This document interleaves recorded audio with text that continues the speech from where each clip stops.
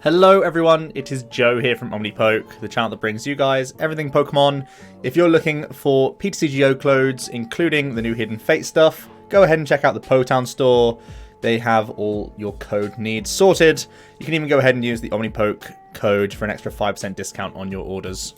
Moving on to today's video, we are bringing back top tier tweaks. It's been a while, but now that I'm back in the swing of things, attending regionals and specials and stuff, we're going to be bringing back this feature. It's one of my favorites to do, and really it's trying to give you as up-to-date lists as possible as the kind of lists I've been testing pre-Sheffield, which is actually this weekend.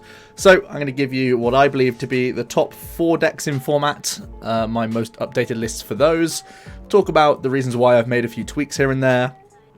And also I'm going to be covering a 5th deck, which I believe may not be necessarily in tier 1, but definitely has what it takes to do well at this particular tournament. So let's jump into the list, starting off with Ability Zard. I believe this has got super popular in Cups recently. I've done well with this deck in Cups as well, and it seems like it's just a deck a lot of people are starting to play and take on board as one of the best decks in format. So I believe it is one of the strongest archetypes, and I believe it'll be an extremely popular archetype this weekend. And that's the Ability Zard deck. I think it's really, really strong. There aren't too many changes from my League Cup lists. Really, the only addition is Tapu Fini, and that's to give me less of a headache against Cephalon. Over the course of the weekend, myself and all of my friends, like a lot of us played Ability Zard, so we've got a good amount of documentation on the matchup against Blounds, and it's not negative for us, but it's definitely one where we've dropped the most games and had the most ties against stuff other than Mirror. So I like having the Tapu Fini in here for a bit of peace of mind. Personally, I think it's a worthwhile card. I've cut the Mew from my list, which makes us a little bit more shaky against Mewtwo. That said, though, I'm not sure many Mewtwo lists are still going to be playing the Yanadel now that we move into the sort of post-Worlds meta. So I'm feeling like the Mew is only really like a Pikarom style card, but I feel like you can try and push the matchup just by doing your plan A more often than not, denying them the 6 energy swing turn anyway. So I think Tapu Fini probably makes the most sense for me. Everything else is standard. It's basically just the same 60 Tord played.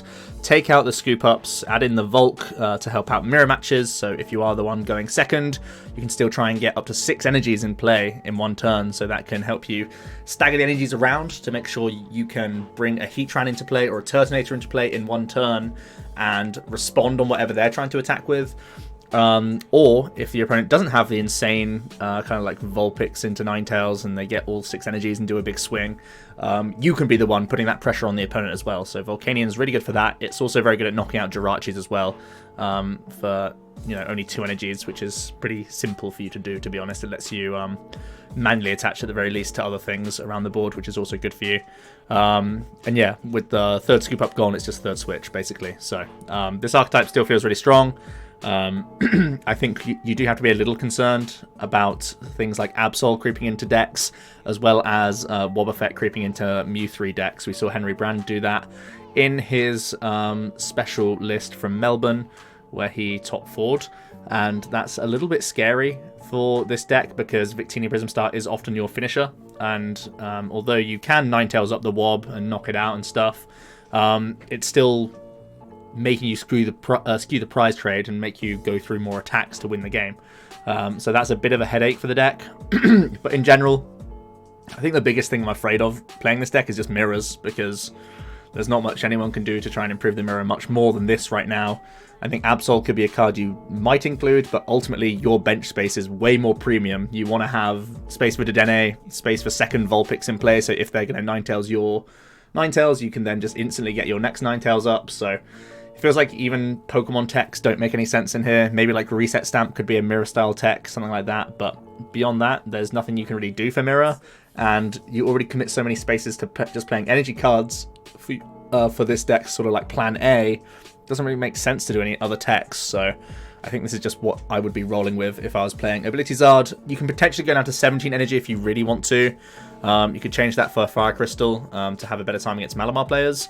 You can obviously put the Super Scoop Ups back in the list if you're expecting more like Malamar or something like that for some reason. But yeah, I think really 18th Energy is like my wiggle room card if you want to fit anything else in the list. Then I'm going to talk about Mew3. I think this archetype is still obviously very strong. I think the new edition of the Hidden Fates Charizard GX is a big one. So big that I've changed up the energy splits a little bit. I've gone to 10 Fire and 2 Psychic rather than the 8 and 3 that we've seen Henry been doing a lot. I've also changed the stadium count to 2 Hearth, 2 Viridian to make up for the sort of lesser amounts of Psych Energy that we have in the list. And also the fact that there's going to be a bunch of decks that already give you Giant Hearth anyway. So I feel like we can get away with this split in many occasions. We have also trimmed down the tech attackers from Mew3. We are just playing Espeon, Deoxys, and Latios as our like psychic energy attackers. SBDO is still very strong against Malamar, still very good against Pidgeotto Control. So that's something to bear in mind. And we have the Latios that's still obviously very good against Green Zard, especially if you can clear vision. It might also be good against Mirror and other Charizard decks as well. So clear vision is something you can just sort of jam early and be pretty content with that. But the new Family Zard and the Magcargo just make such a powerful combination that you are a much more aggressive archetype than previously.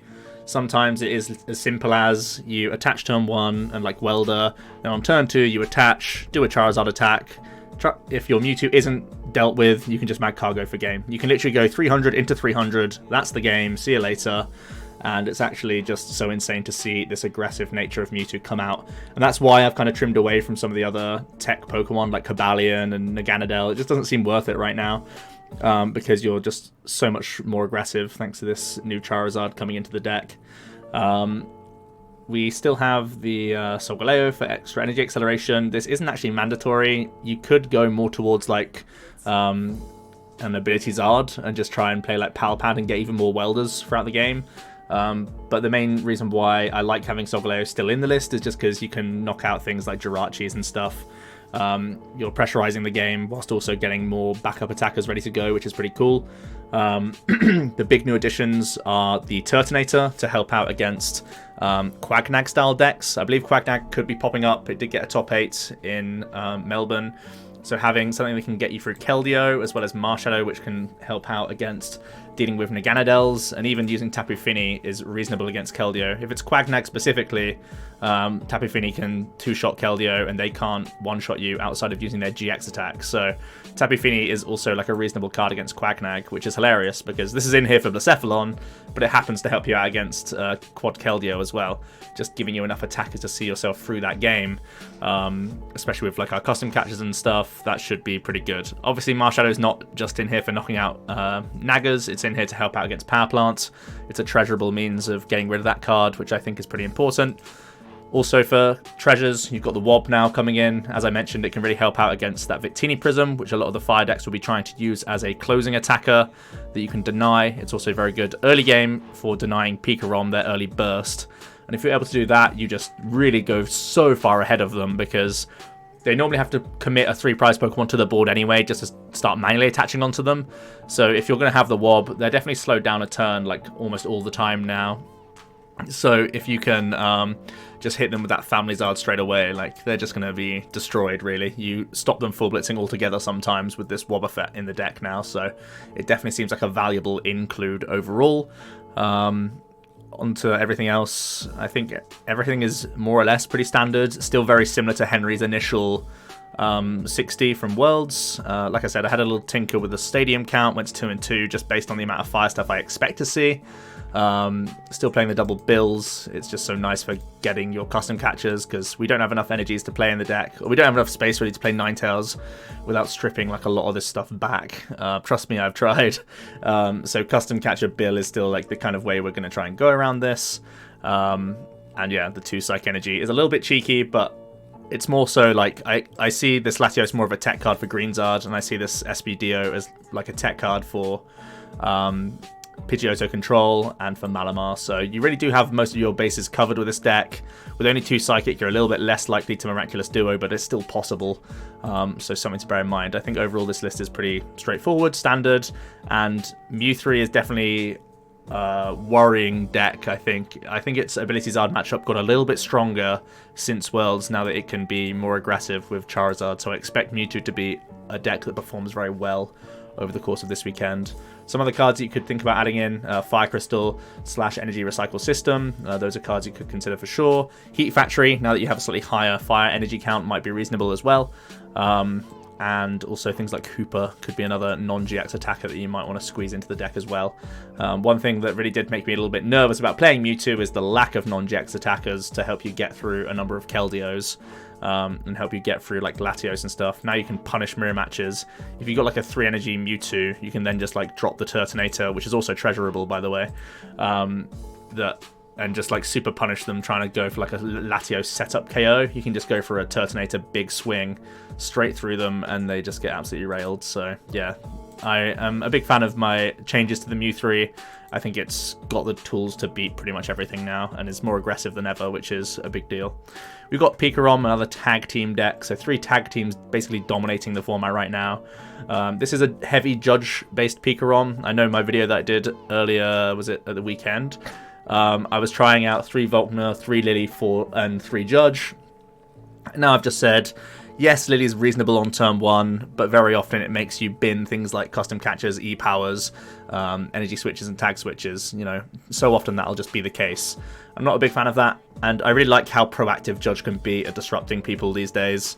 You see these green Zards with 18 energies in their deck, and you can just Judge punish that straight away, which is just really amazing. You can really put them on the back foot. Having Jirachi at your own side means you're not going to get too wrecked by your own judges as well.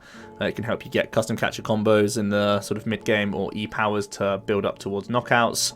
I still like playing double tag switch. It's just a thing that I will not go away from because I think it's been too helpful in all of my games. Playing the Hooper is really nice again. More outs to Keldeo, helpful against helpful against Mirror, helpful against Mewtwo, helpful against Ability Zard. It just knocks out Jirachis pretty easily these days, and does all sorts of other things as well. It's a little tankier than Zapdos as well, which is always pretty reasonable. So I think this is just a nice include, to be honest, giving us enough non-GXs to get through the majority of the game, and having enough disruption to see you through the game as well is really nice. I prefer the Judge build to Stamp mainly because of its proactiveness. Obviously the list that we saw in the top 8 of Melbourne and in the top 8 of Worlds, they were not playing the heavy Judge builds, they were playing like Lily Stamp. That eats into your spaces a little bit, and I'm not going to go below 2 tag switch. It's just something I'm not doing. If you do want to go like towards Lily and Stamps, you can swap out all the judges for Lilies. You can drop a Volkner, and you can drop a Jirachi or a tag switch, and then you can have the Lilies and the Stamps in there as well if you prefer that sort of mentality.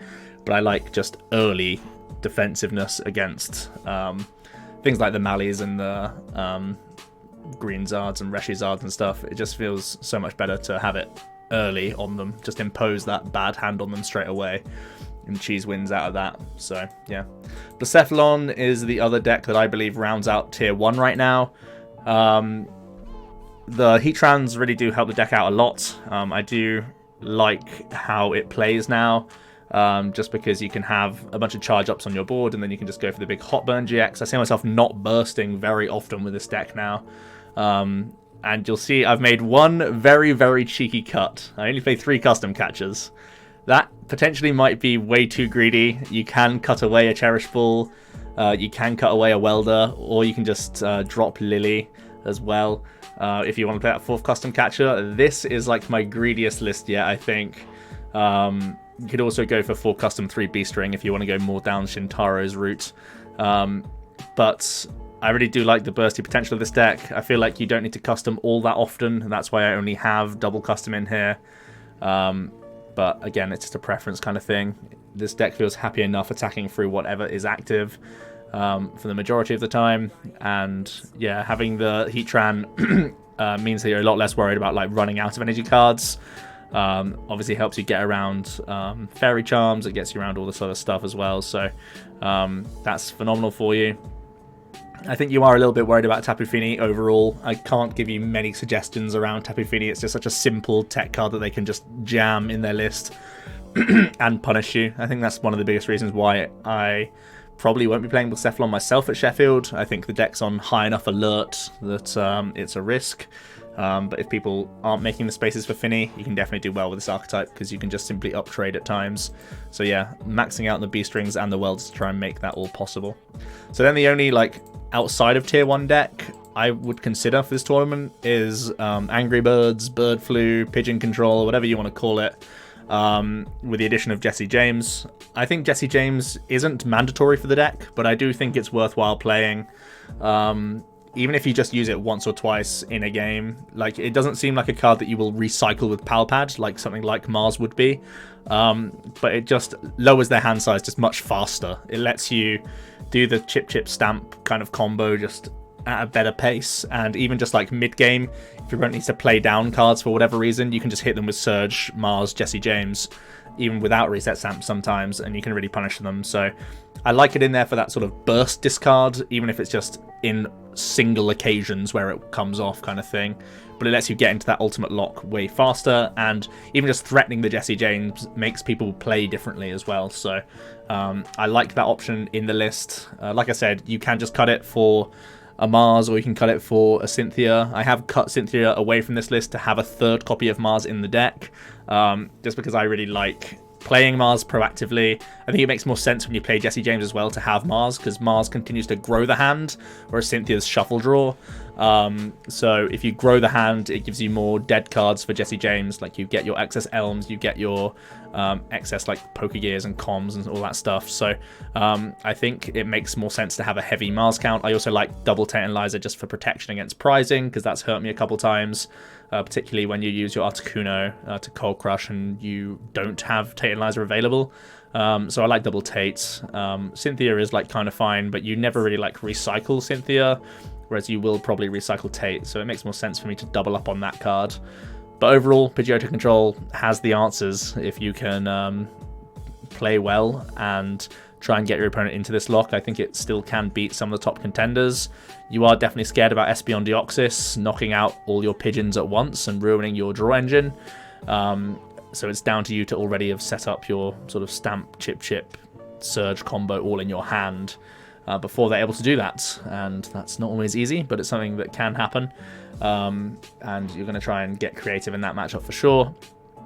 I think overall this isn't like the Jesse James, although it is a nice card and it's obviously like a one of that we are playing, I don't think it changes the deck too much. So I think if you're super worried about this archetype, having like not played it since Worlds or like played against it, the deck basically plays the exact same. So don't be too threatened about this archetype. I don't think it's got like way better because of Jesse James. I think it's basically the same deck, but I do think it's still worth playing.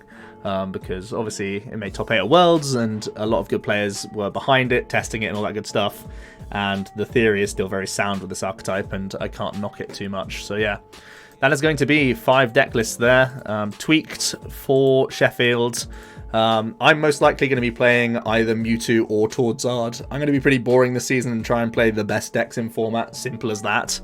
I found myself last year getting too deep into metagaming and worried about matchups and making too many like assumptions about what would turn up in the room, whereas this year I'm going to be a real basic boy and just say this is probably what I think is the best deck, either Tordzard or Mew3, and I'm just going to jam that guy. So yeah, good luck for you all at Sheffield. I'll see you there this weekend, and yeah, also I'll see you tomorrow for another video.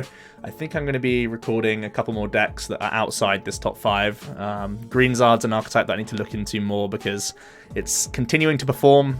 2 in top 8 at Worlds and 2 in top 8 of Melbourne, and I just don't see how it wins right now, so I need to get more games behind that. I also haven't done Guardian yet as well, so it looks like I'm going to be jamming some Power Plant decks for the rest of the week, so look forward to that. Hope you enjoyed, guys, and I'll see you tomorrow for another video. There we go.